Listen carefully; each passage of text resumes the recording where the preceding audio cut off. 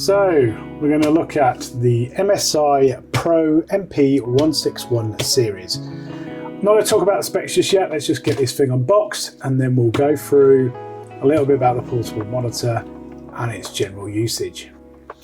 So let's get this unboxed. Now with most, it has those wonderful security seals. They're pretty much made of rubber these days.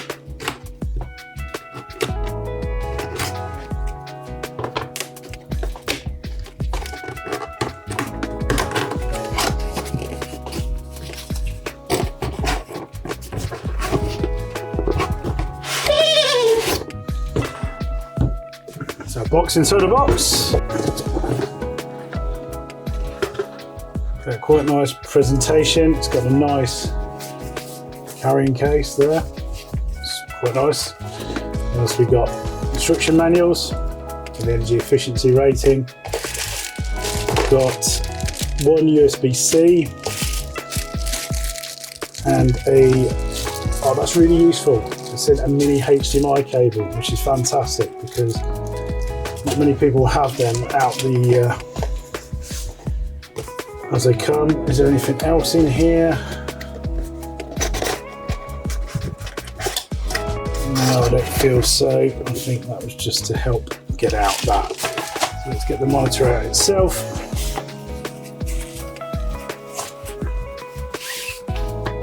So yeah, that's the monitor. Now what we have is a couple of rubber feet at the bottom there. A nice stand, which is adjustable, so it'll go in different orientations, which is quite nice. Nice peely there, so we'll deal with that in a minute. And on this side, we've got two USB-Cs. I imagine one is for power. It looks like both of them can take power, so that might be dual input. We'll confirm that in a moment. HDMI, and then I imagine we've got your on and off button and volume for the built-in speakers. At the front, obviously that's where your speaker sits, but yeah, it looks quite a nice little bit at the back there. Nice little peely. Just peel that off and then it just pops out either way. So what you can do is happily mount it in different orientations on your desk. Though I feel the upright orientation is probably going to need some work. Not quite sure how we do that. Maybe there's a better way. Like so, there we are. If you're doing upright orientation, you need to have it that way round. But yeah, let's get on with the review. So this is the device, complete power off the Steam Deck at the moment, as you can see. We've got, like I said, the volume control, which has got a nice little bit there, so you can see the audio volume. I can navigate round. All I'm doing at the moment is just purely sharing my Steam Deck, which is just off here. One thing to consider is there is an optional additional USB port on the side of this, or USB-C, so you could power it individually and not rely on the primary device powering the monitor. However, if you've got obviously a work laptop, which is using all the USB-C Thunderbolt technology, then this will just work for you.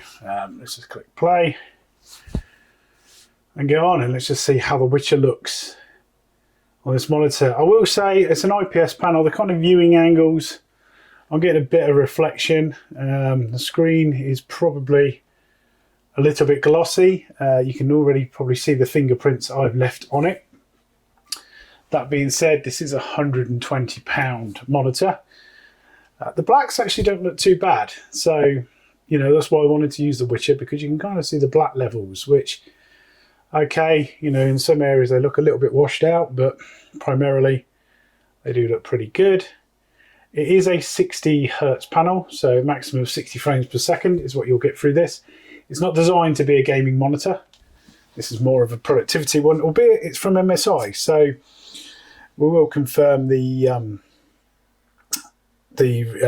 sort of response time in a moment and go through the specs. But it's not a bad monitor at all. Primarily what I bought this for was for a little bit of testing.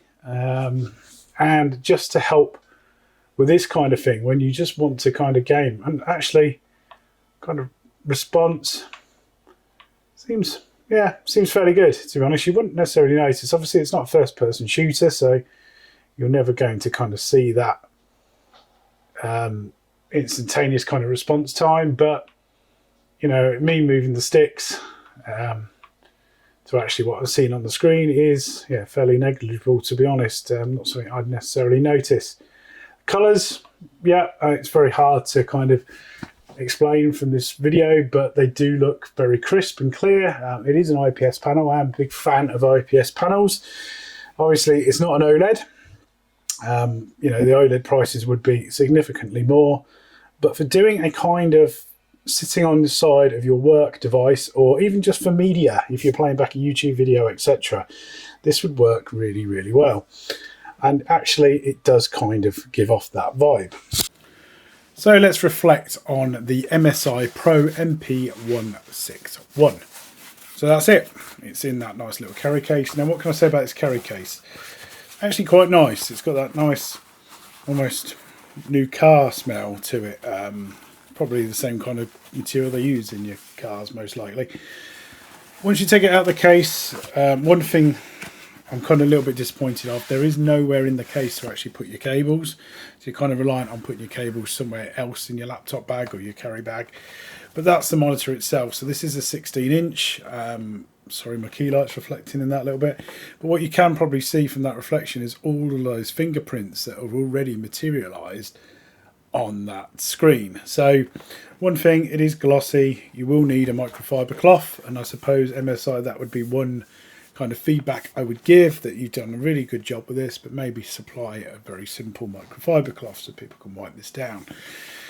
Apart from that, you've probably seen from some of the footage, it does a very reasonable job from an IPS screen, and what's useful is it does have a rotatable kickstand, which offers very different variety options. So you can basically have it upside down.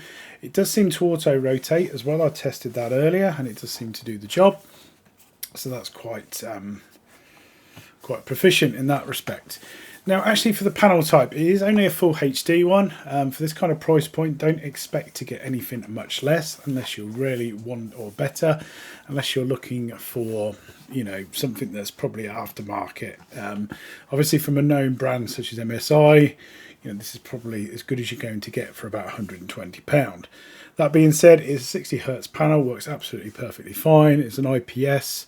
It has about 250 nits, I believe, of peak brightness, which isn't exactly up to the kind of OLED or HDR standards, but for, you know, this intended use case, which is basically designed to be an add-on for your business device or just your content device, or just something to enable you to play media in a different way on a larger screen, it works absolutely perfect. Weight wise, it reckons it's 2 kilograms. Is that 2 kilograms? Probably not, to be honest. I don't know. I'd have to stick it on the scales to find out. But I'd say realistically that might be with the carry case as well and all the cables. I would say you're probably looking at around 1 kilogram, I feel, for this. No more than. The thickness, you can kind of get an indication there. It's no thicker or thinner than, say, an iPad, for example. So that kind of gives you the idea. We're probably looking at around 1 centimetre in thickness. The actual display size is more than enough, or more than adequate, with your 16 inches across those. And you've obviously got your speaker grills across the bottom here. Now on the left hand side of the device, you've got all the I/O. So you've got 2 USB-Cs and a mini or micro HDMI, which the good part is they do actually supply a cable with that, which is, you know, very unusual for a lot of suppliers, really. So yeah, they're really good from that perspective. Would I buy one of these? Well, obviously I have. This wasn't sent to me free. I will say, for its intended use case, which is what I want it for a bit of testing, to have a spare 1080p screen that I can just plug in on the go, this absolutely fulfills that use case. Like I said, the kind of feedback I'd give MSI potentially is maybe to look of incorporating something maybe on the back of the device there, or actually on the carry bag, to maybe pop your cables in, and to probably include a microfiber cloth.